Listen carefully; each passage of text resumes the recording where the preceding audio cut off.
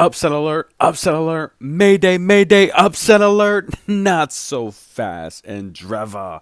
She is pretty darn good, ladies and gentlemen. This is the first time I've had the opportunity to watch her play, and she's pretty good. Now, I missed the match the other day against Leylah Fernandez. I wasn't able to watch that match, but I did get a sneak peek at the highlights. And watching the highlights, I don't think Leylah played that bad. She made a lot of mistakes. She missed a lot of wide open shots, which is a little weird. I did watch the highlights of the Beatrice match. I wasn't able to watch that match as well. And watching that match, Beatrice was up in the tiebreak. She had a chance to win the tiebreak. She was up 6-3, and she was up early in the second set. But Beatrice made a lot of mistakes. She kind of played herself out of it.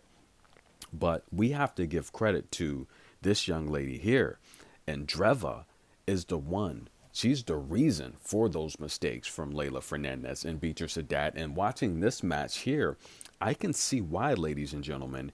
She's pretty solid. And I'll be honest with you. I think her big sister, I'm familiar with her big sister, Erica.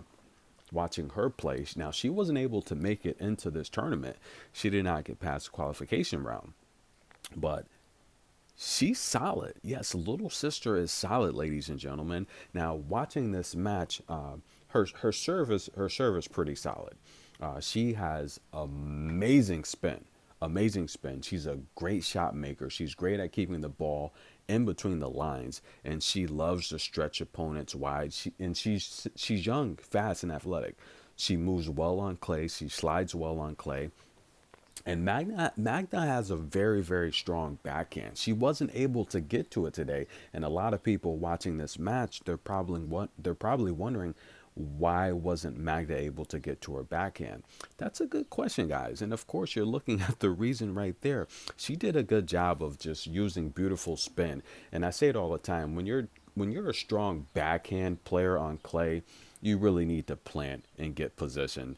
And Dreva did a really, really good job of just preventing that, just stretching Magna all around the court, moving her from side to side, front, back, side to side, like a new teenage dance move or something like that.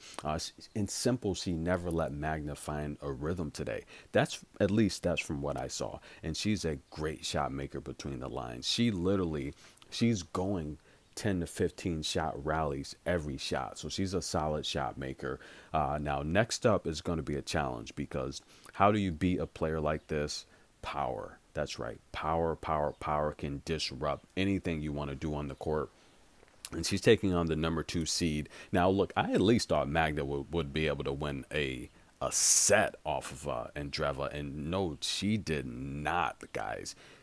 This young lady burned me twice this week. 6 for 9 in free picks this week, and 2 of them have been losses to her. But at least I've finally have the chance to watch her play, and now I know what she's capable of doing, and she's amazing. She's a great talent. Now she's gonna take on Sap. Look at the kids behind begging for autograph balls. Now that is beautiful. That reminds me. Did anyone see that movie King Richard?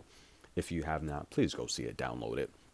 Of course, that's literally the story about Venus and Serena, but primarily Venus Williams is the center of the story because she was the big star from the family at first, right? We all remember. I remember a time when Venus was the woman on tour and then Serena, passed her. But the reality here is when Venus played her first match, well, I want to say she was, 14 years old, right? 63 years old as a junior.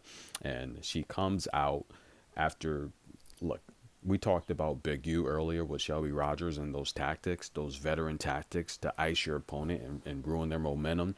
Venus Williams, look, 14-year-old kid, look, she was ice, old veteran trick. She lost her momentum. She ended up losing the match. But when she walked out after defeat, there was all these kids standing there begging for an autograph. And she looked at Serena and they just smiled and started laughing. Look at Andreeva here. And it's cute. You have all the kids there. They're just begging for an autograph. They're yelling and screaming. So she's a star. She's arrived. Congratulations, young lady. She deserves it. And she can't believe it. She's got another big game check. That's big sis. She's out earning you already here. Magda takes the loser's walk. But look, I don't think the stats are really going to tell what happened in this match. They really aren't. I mean, if you take a look at the stats, I mean, look, 64 first serve to 60% for Magda, 100% on their second. These numbers don't say anything, guys. Well, I mean, if you take a look at the break points, 4 for 6, Magda 1 for 4, 68 points to 48. But the main thing is the rallies. Mirra is very good with rallies, guys. She's a good shot maker. All of her points, she's using enormous top spin, and she is literally going 10 shots deep each rally, just forcing opponents to really make mistakes. That's really what it is. I did think, though, to some extent, she played really safe tennis. Even when she was serving, I don't think she really stepped up to take chances. So I think she played really safe, to be honest with you. But nonetheless, she's taking on Sabalenka next. And the reality here is we're going to see if we have an upset alert here. Guys, I'm going to be watching this match with popcorn. Yes, 5 a.m. in the morning, or if they make it a prime time match, I will have popcorn watching this match because I want to see how Mirra can deal with the power of Sabalenka. This is going to be good. Get your popcorn, folks. Tennis in a minute. I'm your host, Good Energy. Like, love, show some support to the channel. Hit the super thanks. I'll see you guys in a minute.